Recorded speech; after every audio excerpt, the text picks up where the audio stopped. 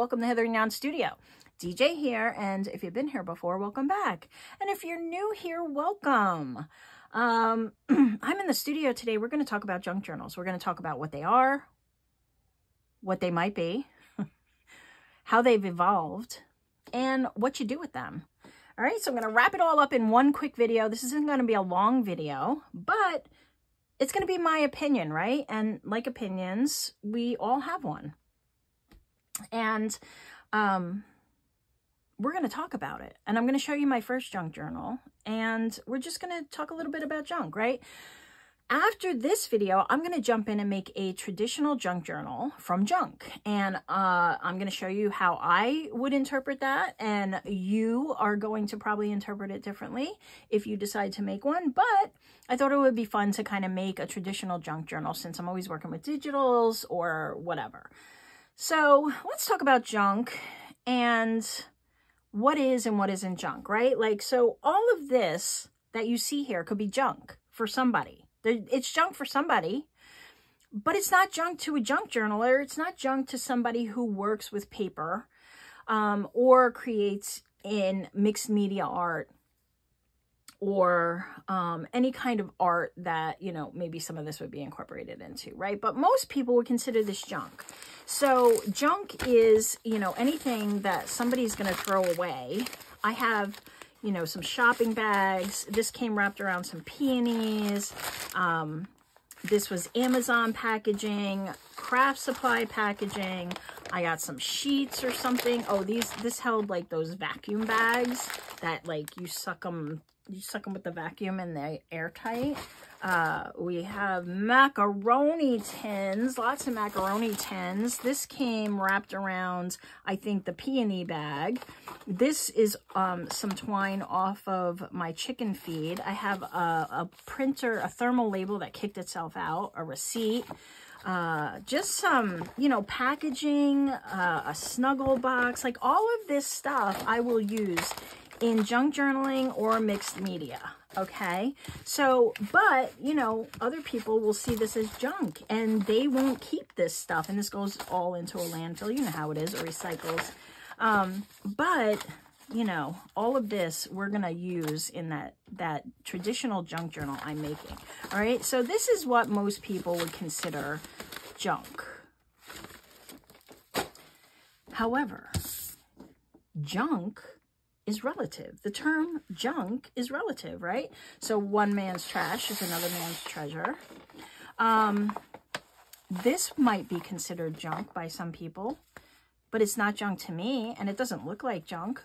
But these are cards that came in from the Environmental Defense Fund. They send this out at the end of every year to try to get donations, and so they send you these cards and envelopes. But there's a lot of people who won't use these and they'll just toss them. But I keep them. They're beautiful. They have beautiful butterflies on them. They send them every year and I keep them. Tea bags. Some people might throw them away. Most people might throw them away. But to me, these are a wonderful craft supply and I would never throw these away. This is a paper straw. I order paper straws. This paper straw came destroyed. This wasn't used. Nobody used it. It came like this in the package. There were a couple that were damaged. But I use these to make boho beads. So somebody might throw this away, but I wouldn't. I see that as treasure. Gift bags, right? Whoever came up with these is a marketing genius. But basically, we've eliminated wrapping paper and have gone to gift bags. Not everybody. I still use wrapping paper. I still use comics and paper bags. My mother-in-law started with comics, and I've just carried on that here and there. And I also use paper bags. So, but, you know, people have gone to gift bags, and I don't throw these away. If I can save them and reuse them, I do all the time. But if I can't reuse them because they're kind of damaged like this, they've been beat up a little, I'll keep them and save them and use them in journals. And then this came tied around it. So I was like, whoa, that is like wired ribbon. I am not throwing that away. So I kept that as well. This is another gift bag that I got. that had, I don't know, whatever it had in it. But look at this. It's like, I think this is like from an old sari, perhaps, or a scarf, and somebody made it into a bag. And how cool is that? I'm not getting rid of this. So anyway, like I said, one man's trash is another man's treasure. There's these eyeshadow supplies. These were my daughter's, and she was going to throw them out because they were past their use time, but I keep them. And one of the first supplies I used when I didn't have ink or anything was eyeshadow. Altoid tins. This was a watch box. I've had this for years. I want to turn it into one of those Altoid tin type journals, but I haven't.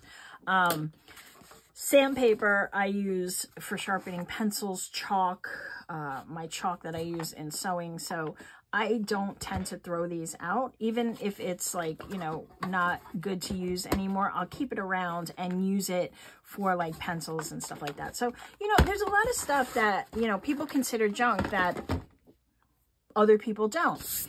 And so that takes me to the junk journal, you know, camps. There's a lot of people, well, what's a junk journal? Well, traditionally a junk journal was just what it sounds like, right? It was a journal made with junk. It was just stuff you had around your house, stuff that other people thought was junk, but that people used to kind of create their journals. And so you really can't get away from the fact that traditionally junk journals were junk, journals made from junk. But like anything else, things progress on. So I'm going to show you my first junk journal, and we'll have a little talk about what a junk journal is, what you use it for, and how it's evolved. Okay, so this is my first junk journal.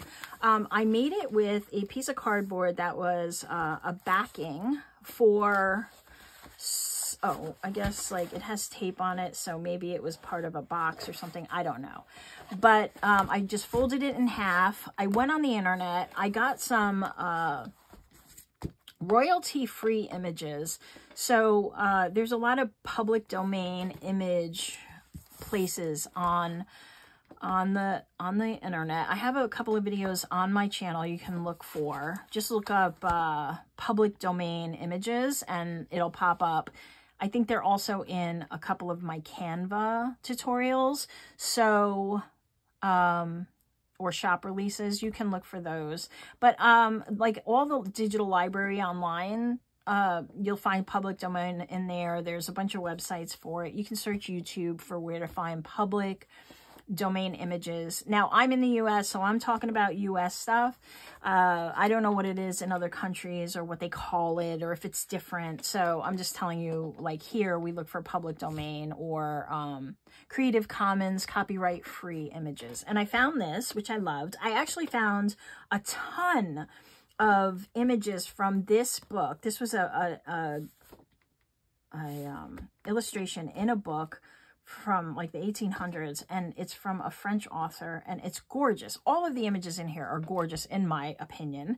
But I found this when I blew it up and I put it on here. You can see I have like an old map on here. I have just some book page with some words. This I just stamped on some fabric. Now, I've been a creator for as far back as I can remember, and I have a ton of like scraps and supplies and things that I've had that I've collected over, you know, 30 some odd years. I've been on this earth a bit. So, you know, I haven't just started collecting craft supplies, okay? I've been creating since as far as I can remember, as far back as I can remember. So, like this was from some, I used to make like fabric bracelets, and maybe I'll show you them one day, but I have a whole box of them. And, yeah, so I print on fabric on my inkjet printer. I stamp on fabric. So I had a scrap. I use that. Just some stuff that I cut out. And this is actually my very first digital set that I ever made. We're going to talk about digitals. A tea bag, you know, paper. I love to sew. So I did some stitching, which that is one of my favorite looks, is putting stitching on stuff. This was a paper bag, some junk mail. I painted over with gesso or acrylic paint. I don't even know what I used there. This is just some, I think coffee dyed paper. I made a book page, more junk mail. This is like some junk mail that I put an Artie Mays paper over to make it like a giant tag. I didn't know what I was doing, but I was having fun. This is a birthday card my daughter gave me, so I have that in here. This is by no means done. I kind of progressed on from here, but you can kind of see where I started.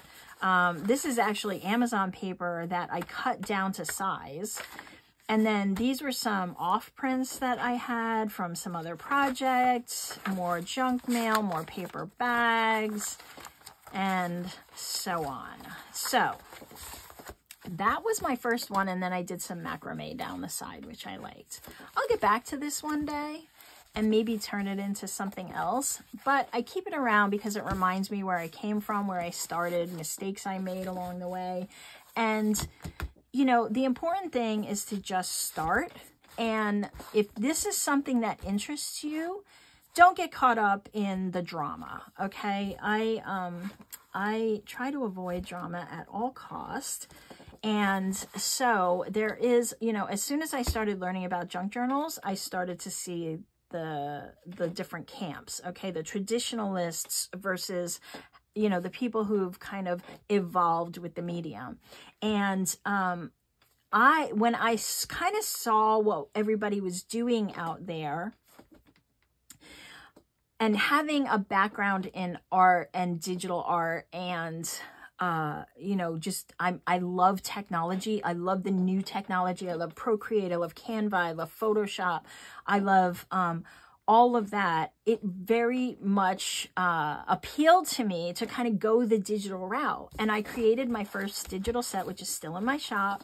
And it has tons of stuff in it. I realize now that it was a huge kit. It's gigantic.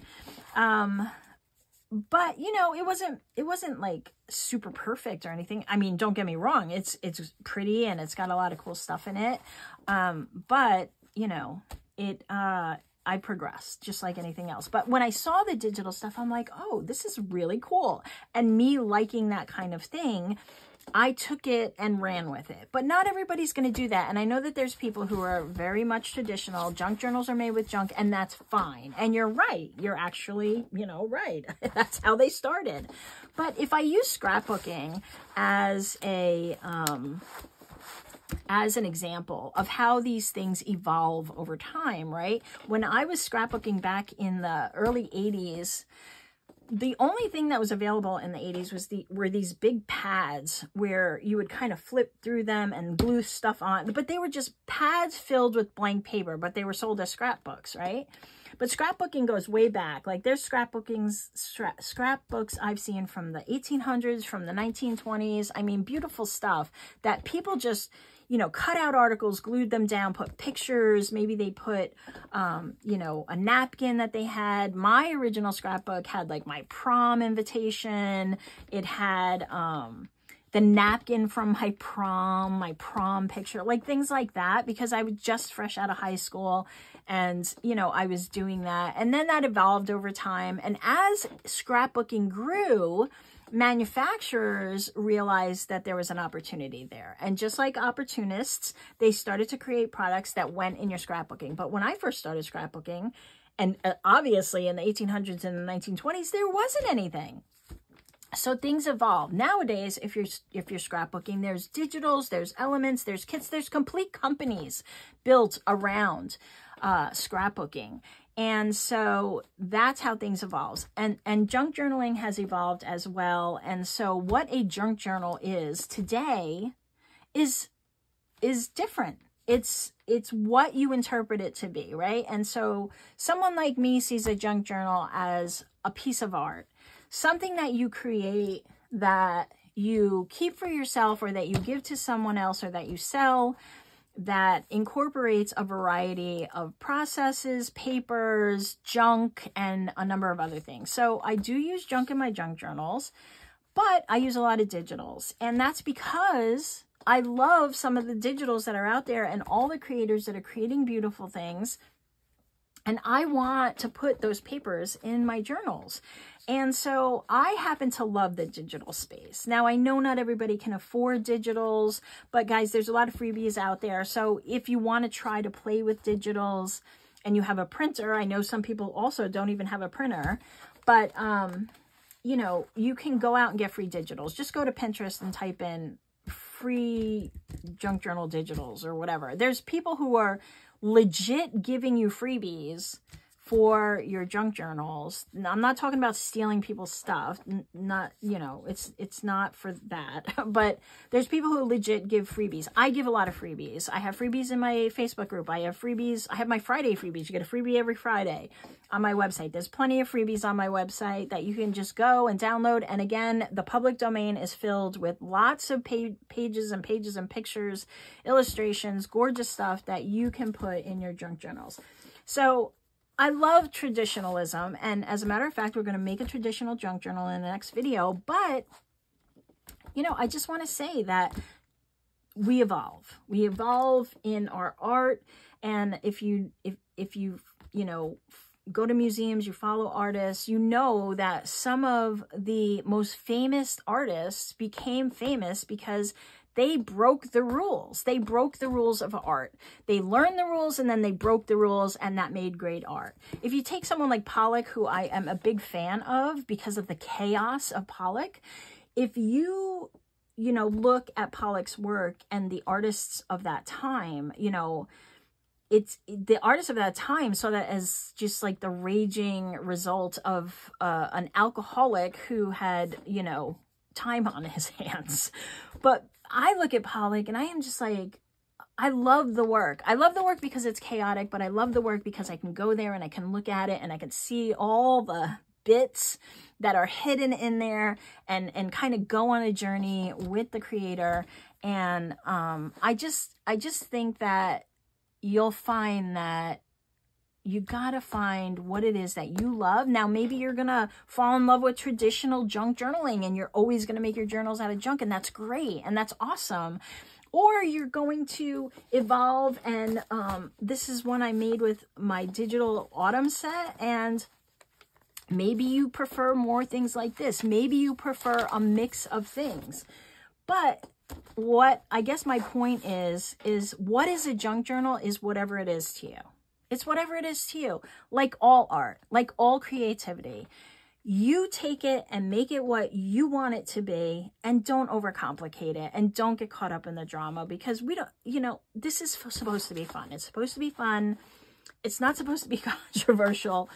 There is too much controversy in our world already. Just take it and make it fun. Okay, so what do you do with a junk journal, right? So that's the next question. Well, you journal in it, or you could use it as a commonplace book.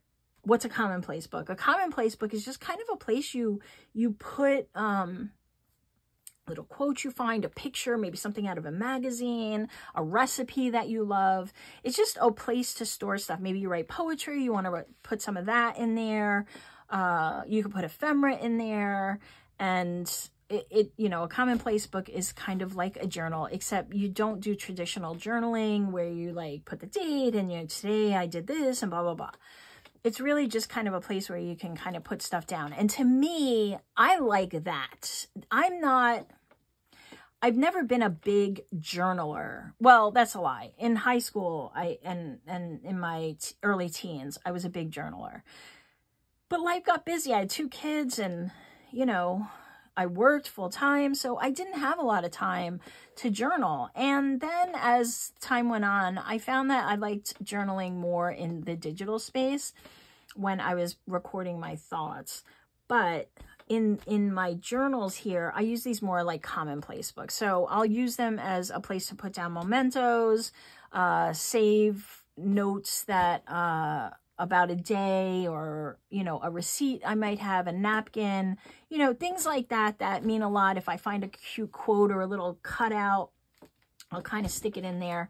And I use them more like commonplace books. So, but, you know, a lot of people use them to journal. and to write down what happened that day, to keep track of maybe how their kids are growing or progressing, or how they are growing or progressing, or special events in their life or whatever.